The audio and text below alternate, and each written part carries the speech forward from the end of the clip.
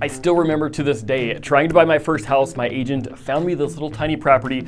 Honestly, it was probably the only thing I could even afford, and it had pink tile, pink shag carpet, pink toilet in the bathroom, pink shower. Everything was pink in this bathroom, but it did not matter because it was mine. And I was so excited to buy it, but unfortunately it didn't matter because as soon as I realized how much it cost to buy a house, it turned out I had no money, and so then I had to get really creative about saving to buy my first house. So those are all the tips that I'm gonna share with you today. Right now, I've got a whole bunch of different tips, tricks, and hacks that I've learned over the years of buying and selling my own homes, and I'm gonna share it with you so you can buy your first home.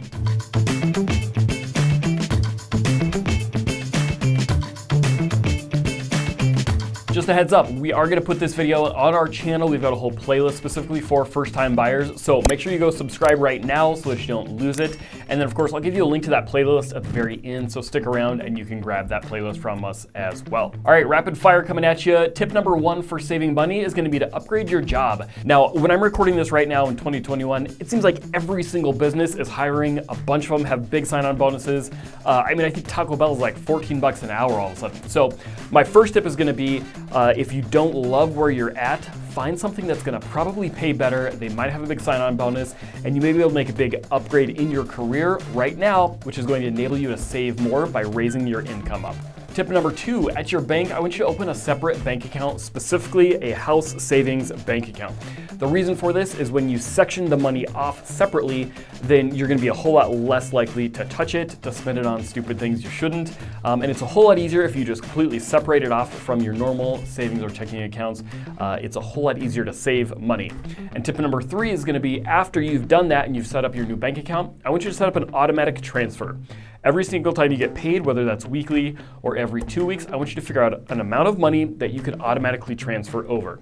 That might only be 25 bucks, 50 bucks, 100 bucks, something like that. I want to challenge you though, do slightly more than you think you're comfortable with so that every single paycheck, maybe you get $500, $600, $800 in your bank account, you automatically transfer, $75 out. You won't even notice that it's gone, but then that second bank account is going to be building and building, and it won't hardly hurt having that automatic transfer happen. Tip number four, and I'm definitely gonna step on some toes with this one, but I am not gonna apologize. My tip is gonna be, suck it up, buttercup, you just need to work more hours. And I know that that's not what most people wanna hear, but the reality is, you're pursuing home ownership. This is a big deal. It's a huge step in your life into adulthood. And so simply working more hours, maybe at the job that you've already got, can be a really great way, again, to raise your income, to get more money coming in. All of that money could then go straight over to your home savings bank account. And of course, you could also pick up a second job. Now, I'm not necessarily saying 2 full-time jobs, but I'm saying, what if you could drive for Uber, DoorDash, maybe you can deliver for Amazon. You can pick up so many different jobs right now, working virtually, working from home, doing it in the evenings or on the weekends.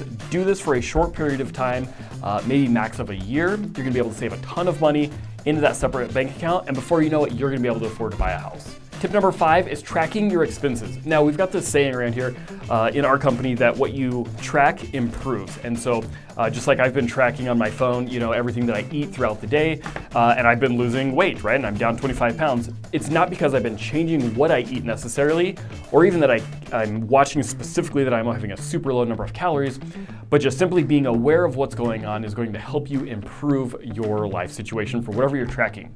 So if you start tracking your expenses, you can get an app. There's like the EveryDollar app. There's a million different budgeting type of apps.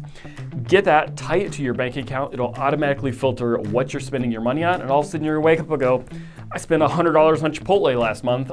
You'll subconsciously start to rein that in, and it'll be a whole lot easier to save your money by not spending as much, just simply by tracking where your money's going. Now that you've got your money tracked, I want you to have a very clear target. Tip number 6 is know your target. Now, this is gonna be a great time to tell you, I do have another video that you can link to in the description below that'll tell you exactly how much it's gonna cost to buy a home. But by watching that video, you'll be able to figure out exactly how much it's gonna cost you to buy a home. It's honestly probably a lot less than most people think, but you need to have a very clear target for you, for your situation, for your budget of how much money you actually need to save. A lot of first-time buyers are gonna be very intimidated. They're just gonna think it's thousands and thousands and thousands of dollars, and that's not always the case. So again, watch that video later, know exactly what your number is. Maybe it's $10,000, maybe it's 15,000, maybe it's 5,000. Knowing exactly what your number is going to give you a target that you can shoot for. You can watch that separate bank account, you can see exactly where you're at, and you'll know when you're ready to buy a house. Number 7, and this seriously is the most important tip, I don't want you to tune me out. The most important thing you can do is I want you to get very clear about the dream that you have and why you're buying a house.